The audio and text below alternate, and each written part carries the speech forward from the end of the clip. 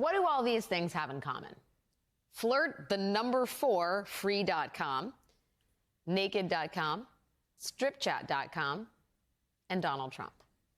Well, according to new reporting out of The Guardian, they all got money from the same small bank in the Caribbean.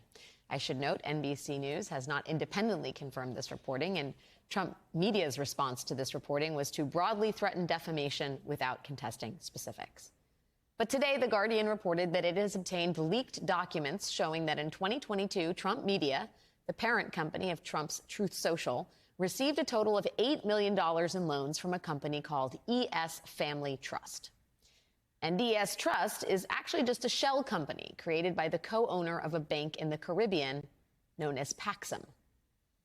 Paxum is not only a bank primarily known for its work with the online porn industry, it is not even properly licensed to make loans in the United States. And the Russian-American businessman who allegedly arranged that loan is also allegedly under scrutiny in a federal insider trading and money laundering investigation. And the reason Trump's media company needed that $8 million in the first place, despite Trump's claims about being flush with cash, the reason the company needed that cash so quickly was because in 2021, the company had planned to merge with another company for a big cash infusion. But that merger was held up by the SEC because even that deal seemed shady. And it turns out the SEC was right to be suspicious. Today, 2 of the early investors in the company that Trump Media tried to merge with in 2021 pleaded guilty to securities fraud, or in layman's terms, insider trading that netted them tens of millions of dollars. We are going to get some very expert help with all of the specifics here in just a moment, but let's just zoom out for a second. Truth Social is largely seen as Donald Trump's biggest financial lifeline.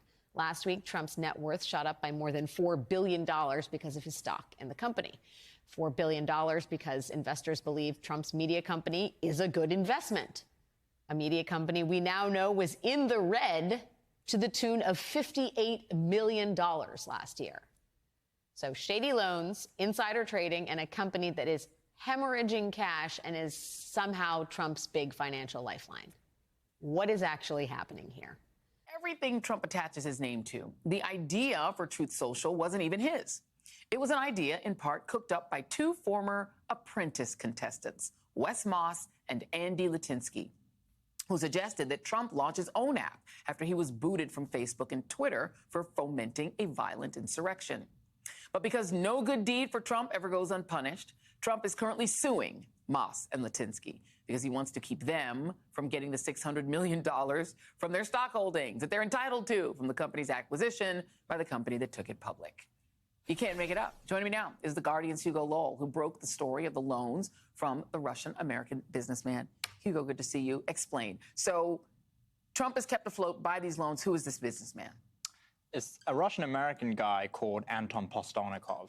And he's interesting for various reasons. First of all, he owns this bank in Dominica, this Caribbean island, that's most well known for servicing the porn industry. Come on, Dominica, do better. Well, he also... The porn industry? The porn industry. Okay. So Postelnikov also controls, as far as our reporting shows, the ES Family Trust account. And this is this very shadowy trust which has an account at his own bank. Yeah.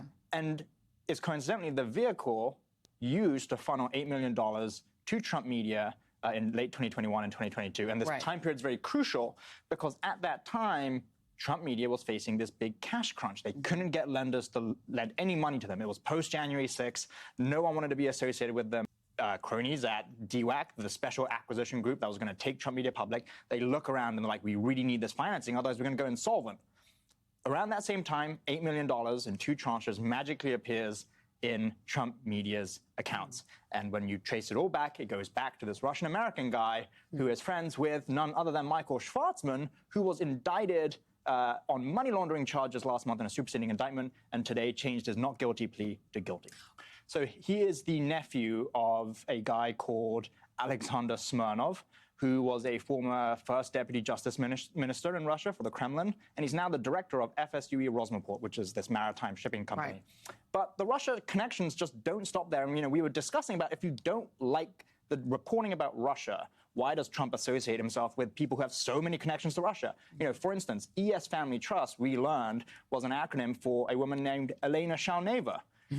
Her her relation is someone called Konstantin Krutelnikov in St. Petersburg, who is the settler for the trust. There's Russian connections all the way through this, despite them trying to distance. I mean, and I do recall that Donald Trump's, the second fail son, Eric, previously said that substantial amounts of their money, at one point he said that to a golf magazine, comes from Russia. So there is a financial tie that goes way back.